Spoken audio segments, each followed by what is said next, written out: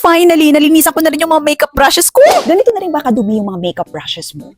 Nakakahiya nga, pero ngayon ko lang din malilinisan itong mga makeup brushes ko dahil medyo busy talaga tayo. Siyempre, working mom tayo, at the same time, content creator, naka-affiliate pa tayo. Pero hindi yan excuse, pero nakakahiya man ngayon ko lang talaga siya mau-brush. Ayan, gagamitan ko yan ng makeup brushes like this. Ito, actually, last week ko pa ito binili and very useful siya kasi dito mo i-brush yung mga makeup brushes mo para malinisan sila.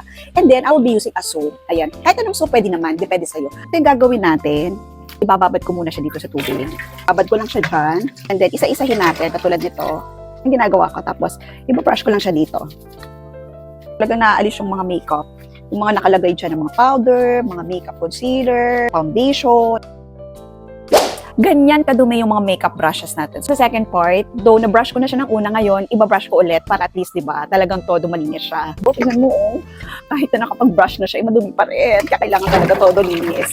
Tatapos ko na rin i-brush itong mga makeup brushes natin with the use of this na pad na to pang brush ng mga makeup. Panga talaga natin siyang ibilad dito. Isa-isahin natin siya. Hayaan lang nating matuyo yung mga makeup brush natin sa init ng araw. Kaya kung gusto mong malinisan yung mga makeup brush mo, gumamit ka ng makeup brush scrubbing pad para at least this year malinis sila.